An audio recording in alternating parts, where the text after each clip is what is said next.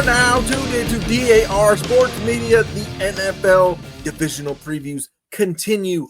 We got our man True in here, subbing in. Old Tay had, Tay's takes had been so blasphemous that the good Lord sent a biblical flood to his house and his recording situation, so he's getting back on his feet. Might be out for a little while. We got our man True subbing in to do, he's a Bengals coverage guy, but at heart, his heart lives in the AFC West. So that's what we figured we'd knock out tonight. AFC West divisional preview. And of course, I have to open things out with True, the homer in you versus the sports coverage guy in you.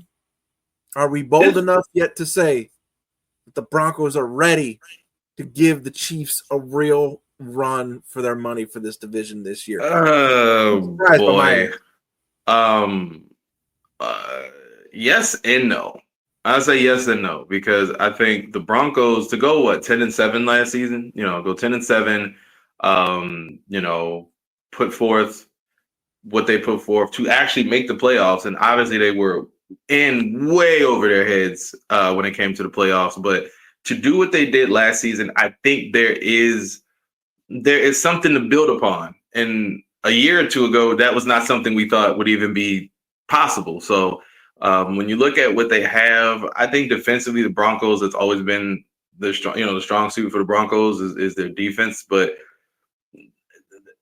I think the one area that they can challenge the Chiefs is in that area, is in the defense. But the Chiefs have a lot of interesting potential holes or gaps in their team a little bit, but everybody's doubting Mahomes and doubting the Chiefs a little bit. I've heard a lot of people, doubting them. And so I worry about that. You don't want to, it's just like the Jordan thing. It's just like Tom Brady. It's just like all the greats. When you start to doubt them, when you start to question their ability to do what they do, like the Chiefs just made the Super Bowl, literally just made the Super Bowl. They lost, but they just made the Super Bowl. So when you doubt their ability, it's like when Jordan came back out of retirement, or Tom Brady gets beat in the Super Bowl, and then he comes back the next year, and then he goes to the fucking Buccaneers, and people don't expect him to do shit with the Buccaneers, and then he does that. So I feel like Mahomes is in that GOAT pantheon,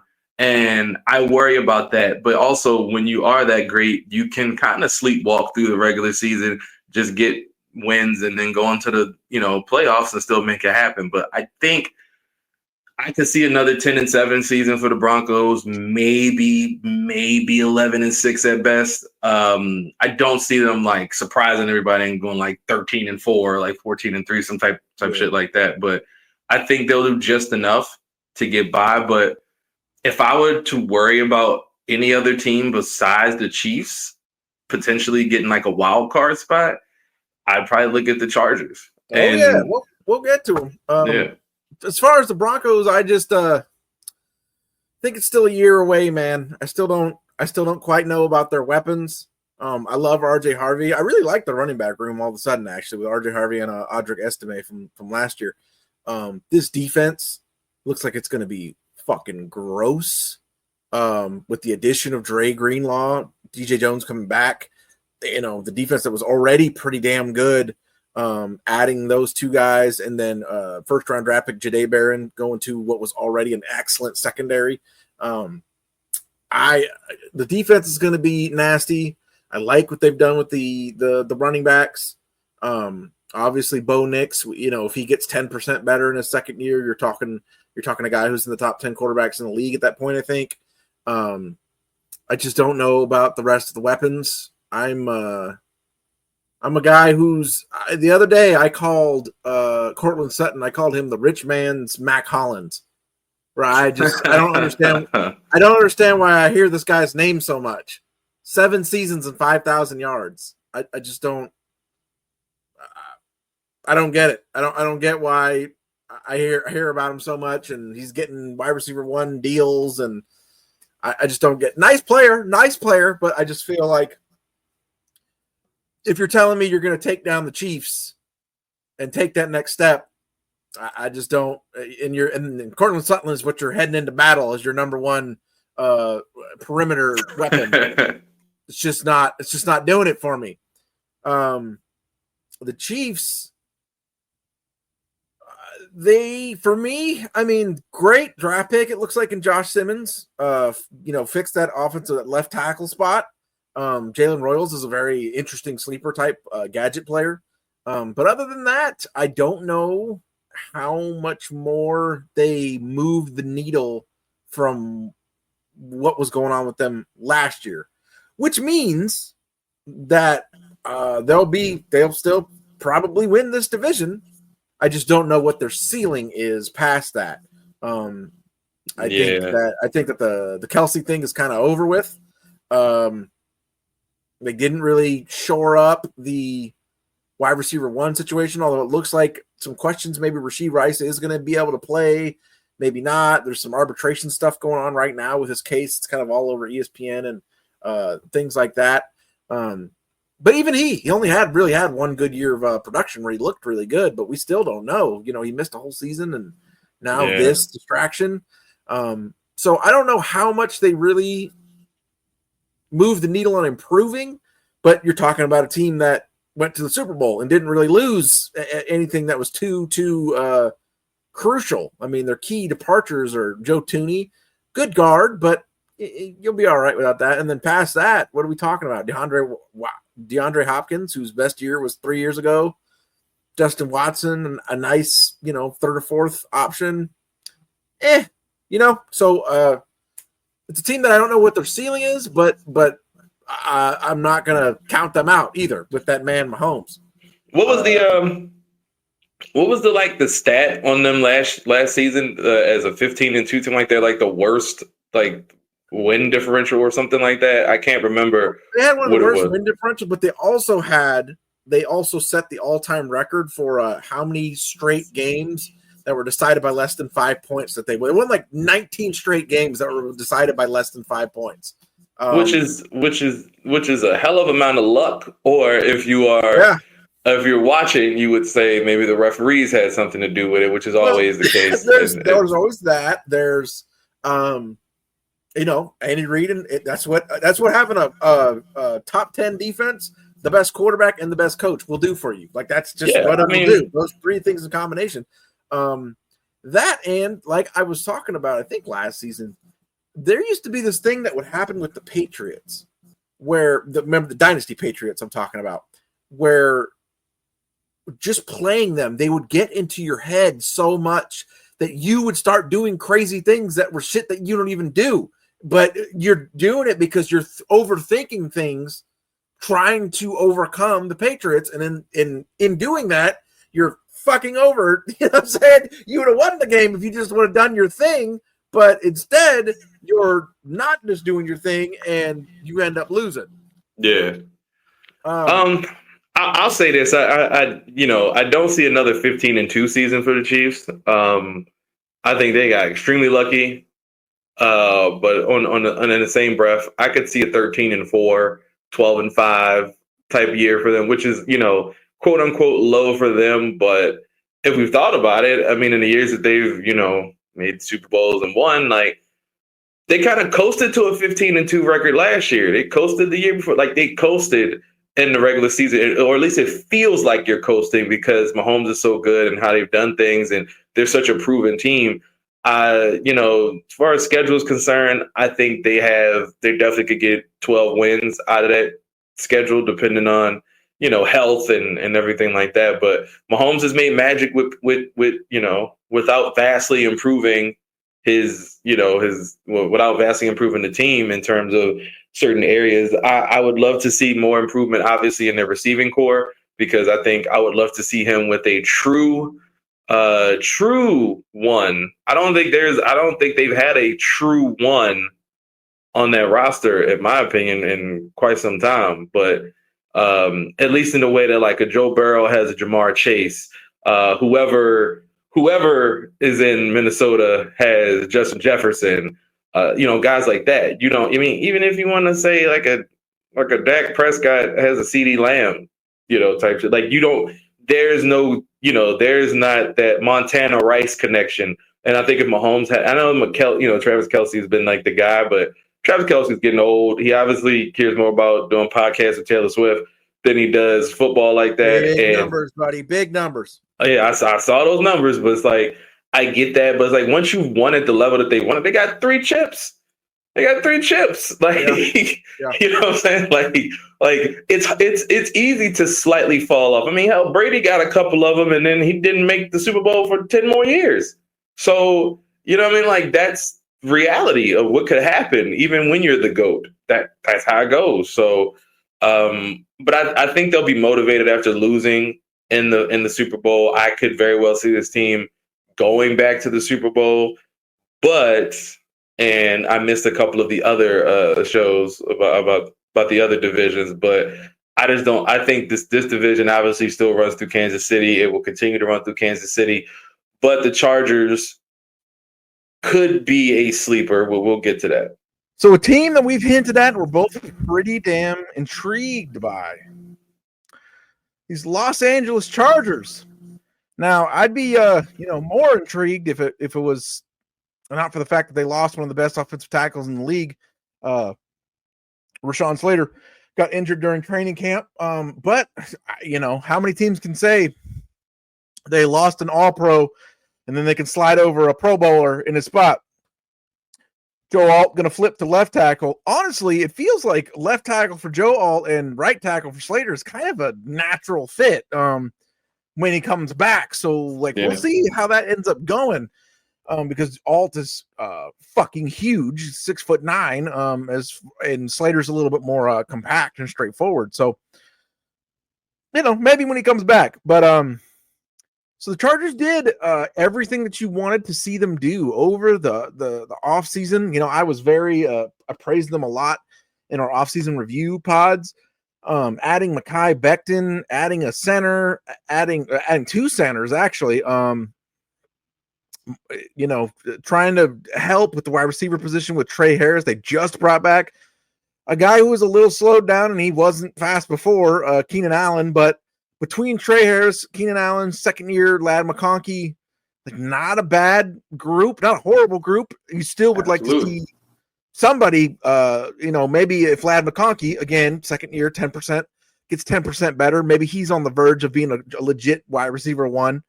And then they added Amarion Hampton and Najee Harris in the backfield to what's definitely going to be a run-heavy team that leans on their offensive line. Yeah. And, don't forget top 10 quarterback as well, with Harbaugh driving the ship as the coach. There is a lot to love here, a lot to love. Was even more until, Rashawn Slater got hurt, but still, I think a lot to love, man. What? Give me your thoughts. I just think I will say, the Harbaugh brothers in general as coaches are very funny to me for several reasons, but I think there's a perfect storm. Once you've seen, it's just think about the AFC East and how the Patriots kind of ruled that with an iron fist for quite some time, and then the perfect storm built, and now the Bills kind of have the power over there. I kind of feel like the Chargers are kind of lying in wait to kind of take that spot from the Chiefs, but they have the right, like I said, the right additions. Really interested to see how that backfield looks, especially in terms of the options they picked up. I think you mentioned Justin Herbert. Obviously, they have some weapons there. I think, like I said, perfect storm. Defensively, I can't wait to see what they do this season. Offensively, I think we kind of know what they're capable of a little bit when you have like I said, a top 10 quarterback, somebody who has the type of arm he does, and he has some talent out there. He has some talent out there on the side that can go get it. So I feel like the Chargers are in a great position. They went with 11-6 last season. There's a chance to build upon that. They can build upon that. Like you said, Slater's out, but I mean, there's a chance to build upon what they did last season. And, for years, we always said the Chargers are going to charge. Chargers going to charge. I mean, we went through the Rivers years and we saw a lot of what that was. But I think now I will say it is time to see what Justin Herbert's made of, especially when it comes down to getting to that playoff and see how far he can take this team as he's the engine. He's going to have to be the engine. No matter if you put Hampton out there, you put Harris out there to run that ball. You just need your quarterback to be the engine of it. And I think if there's ever a season where the Chargers could overtake that top spot in the AFC West, this would probably be the year. This is probably their best shot because coming off of a 15-2 season for the Chiefs, Super Bowl loss, it takes a lot to play until February. It takes a lot to come back and, you have a lot of time to, heal your body, but it takes a lot to continuously do that and then also keep the same emphasis on the regular season. So if the Chiefs don't place an emphasis on the regular season and only go 12-5 or maybe 11-6 and say the Chargers go 12-5 or 13-4, which kind of possible looking at their schedule, but it's football, man. It's like I say, any given Sunday, you never know. We've seen games decided. Hell, like we just talked about, the Chiefs games were decided by like less than 5 points. They had a shit ton of games, so anything could go in your favor. The Chargers could end up going 14-3, 15-2. As long as you know how to get it done and get to the end of the line and win, that's all that matters. I think they'll improve slightly on what they did last year, maybe a 12-5 season. If the Chiefs finish like 13-4 or something like that, maybe they'll be right there below them. But I expect the division to be pretty decent in general this year, except, they had 3 teams that had 10 wins last year. I think I could foresee that happening again. And I can see it again. Yeah. Honestly, I don't really hate the Raiders either. Somebody's got to lose, and if somebody's got to be at the bottom, they would have to be at the bottom. I think they're going to be fourth, but I like what they did, man. I like Pete Carroll. I like going with. I talked with Tay about this, but I like going with they have a fucking identity now. Pete Carroll with Chip Kelly as the fucking OC, bringing in Geno. Raheem Mostert and Ashton Genty, it's going to be a group effort back there. Added a bunch, going to lean on the offensive line. Defense. It looks great on paper. Love the draft class. They probably got 3 or 4 starters out of this draft class too. Absolutely. I don't know if I quite see a path for them yet because I think they need 1 or 2 more difference makers. Real off the page difference makers. Oh, and don't forget they got the arguably at this point the best tight end in the league as well. Hey man, he's bald now too, right? I think he's bald. I think shaved the hair off, bro. It's fucking serious now.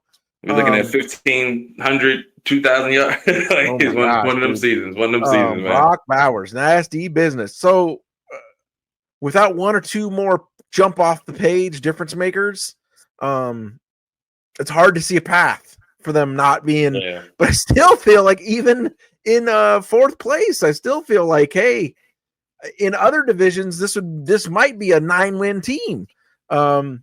I still think they're going to be able to get 6, 7 here. I was going to say 7. I was going to say a 7-10 team. They're a 7-10 team that has much more potential for so much more. And who knows, man? Like a year or 2 from now, maybe there could be something there. I think more good additions. I wish if they still had Devontae Adams, this would be a pretty serious conversation. I was gonna say that would definitely make a difference. Yeah. If they was in the AFC South, y'all would be in trouble. You're the AFC South. That would be their. I would pick them to be at the top of that division. Really. Perhaps. So. I like what the Raiders did. I love that they're establishing an identity and pushing forward with that identity. But again, just with how loaded this division is, it's really hard to see a path to more than 7 wins for them. Yeah. But like we just covered, so many things, so many bounces, so many injuries, so many luck things. Who knows? They have the players to possibly make a move, depending on how luck plays out to the other teams. One of these quarterbacks get hurt on one of these other teams, right? If Mahomes goes down, if Herbert goes down, if Bo Nix goes down. Who knows? You know what I'm saying? I think they're poised. They have enough good players to possibly make a move if something crazy happens on one of these other teams. So no, I hate to be like, we're not hating on the Raiders. It's just such a stacked division, and I think they're still a year away from being real dangerous. But I like what they're doing a lot, and think that they're going to be a true threat and definitely respectable this year. Any final thoughts on AFC West? Man, like I said, I'm excited for the season. I'm excited to see what goes down this year. Like what kind of like what it's kind of like what you said, man. It's just like when you have a super stacked like division like this. I mean, you could be looking at the next Super Bowl champion in this division. I mean, the Chiefs are right there. Obviously, the Chargers, this could be their year. You never know. Mahomes gets hurt again or somebody goes down. I don't see the Raiders, like I said. I just can't give them just yet. I think I want to see what Genty does for sure. I want to see what he does in this season, and I want to see how he progresses and grows. He could become, what he was in his last year in fucking college, so he can become that. So they're going to pull people down into rock fights.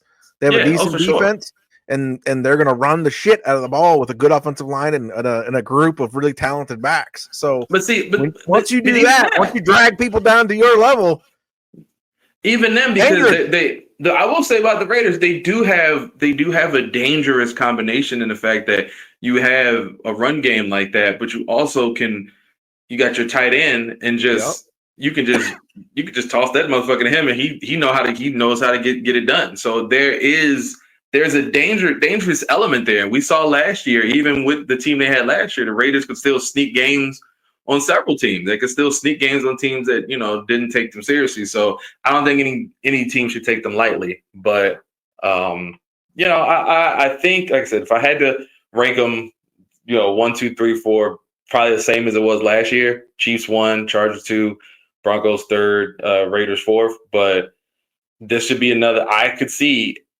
health pending, because health is always the name of the game, right? Health is the name of the game. Always. I could see another year of 3 10-win teams in this division, and lo and behold, it feels like the most competitive division in the AFC for sure. I can't really look at. I mean, I guess you could look at the AFC North and say it's slightly more competitive, but like, I guess I should say that. But I don't believe in the Steelers, and I still don't believe in the Bengals. So so I don't. But yeah, it's all good. Well, ain't nothing going to be competitive with DAR Sports Media. We just had the most read viewed month ever on the Medium site. And we're about to do it again. And I'm about to do it again. Picked up a few more subs to the YouTube page. We're so thankful for that. Please keep rocking with us. Over there on United Football Media, one of our videos that had the crew on it, just went over 1,000 views. That's dope as hell. Thanks a lot. And thank you if you've come over here from the United Football Media. You found us over there. Appreciate you. Lots of big things going on for the brand, and that is because the world of DAR never stops.